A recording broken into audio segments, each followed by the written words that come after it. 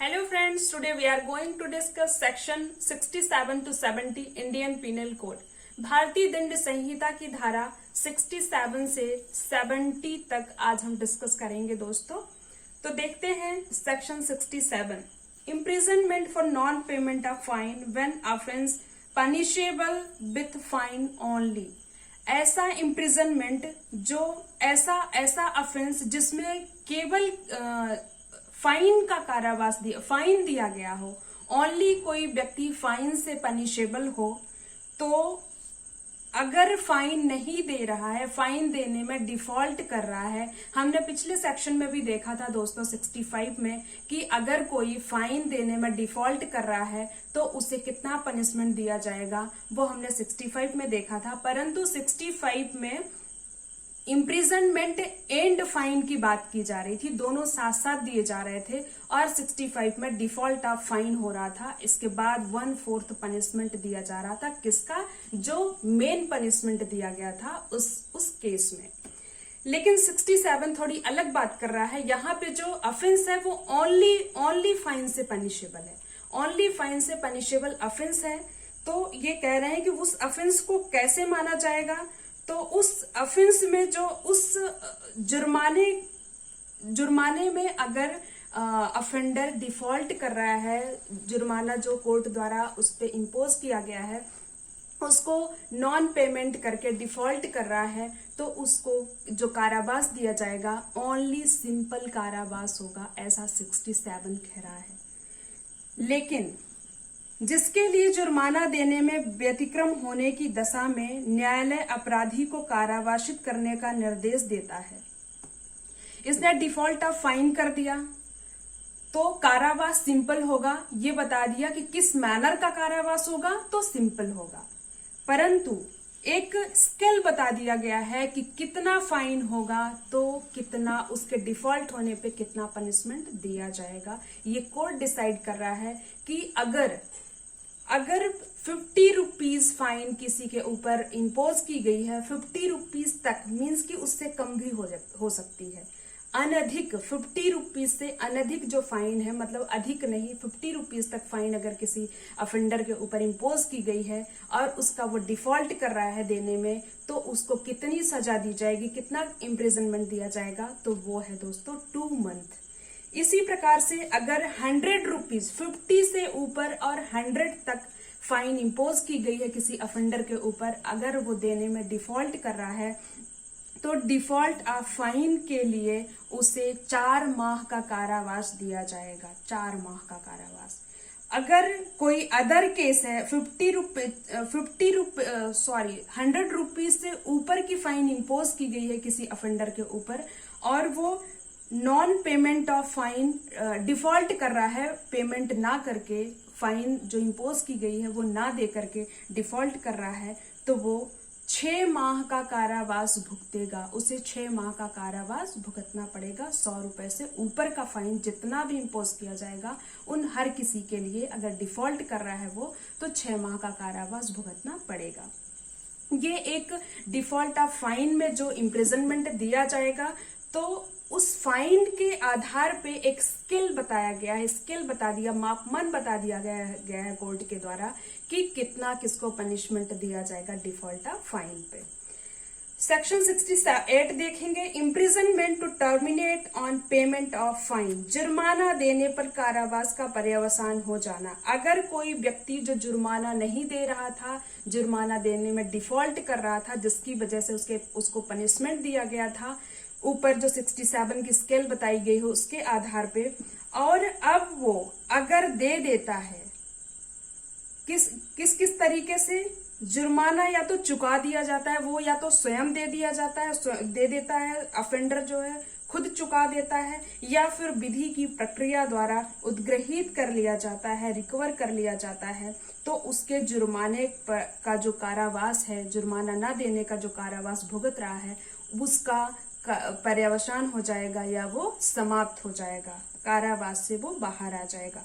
तो दोस्तों हम देखेंगे कि विधिक प्रक्रिया द्वारा कैसे रिकवरी होती है जुर्माने की। जैसे कि कोई व्यक्ति है, उसे पनिशमेंट दिया गया है डिफॉल्ट ऑफ फाइन पे, वो कारावास भुगत रहा है, लेकिन वो जुर्माना नहीं दे रहा है। एक चीज याद रखिएगा दोस्तों, अगर आप डिफॉल्ट ऑफ फाइन पे कारावास भुगत रहे हैं, इसका मतलब ये नहीं है कि आपकी फाइन माफ कर दी जाएगी। आपको फाइन जब भी आप बाहर आएंगे आपको फाइन देना ही पड़ेगा, या तो आपको स्वयं देना पड़ेगा या फिर कोर्ट विधिक प्रक्रिया द्वारा उसकी रिकवरी करा लेगी। तो वो यही बता रहा है 68 की या तो आप जुर्माने को स्वयं चुका रहे हैं या विधि की प्रक्रिया द्वारा उसे उद्ग्रहित किया जा रहा है। विधिक प्रक्रिया द्वारा उद्ग्रहण होता है आपकी प्रॉपर्टी। आपकी प्रॉपर्टी आपके जुर्माने के लिए लाइबल होगी। आप जेल में हैं, आपकी प्रॉपर्टी को कुर्क कर लिया जाएगा, कुर्क करके बेच दिया जाएगा। उससे जो अमाउंट आएगा उससे वो फाइन में समायोजित कर लेंगे, फाइन अपना काट लेंगे, बाकी बची हुई जो राशि होगी वो आपको लौटा देंगे। सेक्शन 69 देखते हैं दोस्तों। Termination of imprisonment on payment of proportional part of fine. जुर्माने के आनुपातिक भाग के चुका देने की दशा में कारावास का पर्यवसान।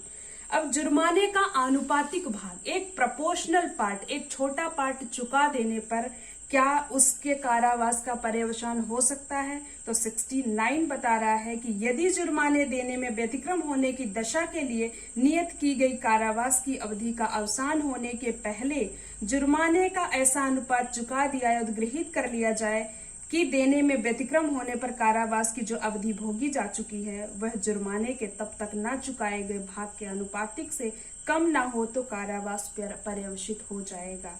इसका कहने का मतलब ये है कि सपोज आपको 50 रुपए फाइन डिफॉल्ट करने पे, फाइन कोर्ट की फाइन जो लगाई गई है वो ना देने के उसमें केस में आप 2 महीने का कारावास भुगत रहे हैं।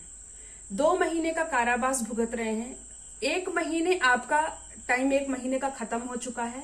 इसके बाद खत्म होते ही या होने से पहले 1 महीने का टाइम खत्म होने से पहले 25 रुपए आप फाइन जमा कर देते हैं। 25 रुपए जमा कर देते हैं, जो कि 50 रुपए फाइन के डिफॉल्ट पे आप जेल भुगत रहे हैं। तो जैसे ही आप 25 रुपए चुका देंगे और आपका टाइम मान लीजिए 4 दिन और बचा हुआ है 1 महीना होने में, तो जैसे ही आपका 4 दिन और भुगत लेंगे, आप 4 दिन का टाइम खत्म होता है, वैसे ही आप 25 रुपए जमा करने पे तुरंत आप रिहा हो जाएंगे। सपोज आपको 4 महीने के लिए जेल भेजी गई है 100 रुपए के फाइन पे के डिफॉल्ट पे, तो सपोज कि आप 2 महीने का टाइम भुगत चुके हैं, 2 महीने बाकी हैं और आपने 50 रुपए चुका दिए हैं। जिस दिन आप 50 रुपए चुका देते हैं और इधर 2 महीने आपका कंप्लीट हो जाता है तो आप तुरंत कोर्ट के द्वारा रिहा कर दिए जाएंगे, यानी जेल से आपको बाहर कर दिया जाएगा। ये इसे कहते हैं proportional part of fine. Proportional part of fine अगर आप चुका देंगे तो उस अवधि तक अगर आप आधा कारावास भुगत चुके हैं या उसका कोई पार्ट भुगत चुके हैं, बचा हुआ पार्ट का अगर फाइन आप चुका दे रहे हैं तो आपको रिहा कर दिया जाएगा। सेक्शन 70 देखेंगे दोस्तों। Fine leviable within 6th year और during imprisonment, death not to discharge property from liability. जुर्माने का 6 वर्ष के भीतर या कारावास के दौरान में उद्ग्रहणीय होना संपत्ति को दायित्व से मृत्यु उन्मुक्त नहीं करती है। जुर्माने को कितने टाइम में रिकवर कर लिया जाएगा, उद्ग्रहणीय कर लिया जाएगा, या तो कोर्ट के द्वारा या आप स्वयं चुका रहे हैं। स्वयं अगर आप नहीं चुका रहे हैं तो फिर कोर्ट कैसे उसे रिकवर करेगा, वो 70 बता रहा है। जुर्माना या उसका कोई भाग जो चुकाया ना गया हो, दंडादेश दिए जाने के पश्चात 6 वर्ष के भीतर किसी भी समय, और यदि अपराधी दंडादेश के अधीन 6 वर्ष से अधिक के कारावास से दंडनीय हो तो उस अवधि के अवसान से पूर्व किसी समय उद्ग्रहणीय किया जा सकेगा। और अपराधी की मृत्यु किसी भी संपत्ति को जो उसकी मृत्यु के पश्चात उसके ऋणों के लिए वैध रूप से दायी हो, इस दायित्व से उन्मुक्त नहीं करती है। तो सेक्शन 70 से हम ये समझ रहे हैं कि जुर्माना 2 टाइम बताया गया है इसमें, या तो 6 वर्ष के अंदर रिकवरी कर लेगा कोर्ट आपकी फाइन जो इम्पोज की गई है, जिस डिफॉल्ट के लिए आप जेल भुगत रहे हैं, या तो 6 महीने के अंदर 6 साल के अंदर रिकवर कर लेगी, या फिर अगर 6 साल से ज्यादा का कारावास आप भुगत रहे हैं तो उस कारावास के अंदर जब तक आप जेल से बाहर नहीं आए हैं, जितनी आपको सजा दी गई है उसके अंदर आपसे फाइन रिकवरी कर ली जाएगी।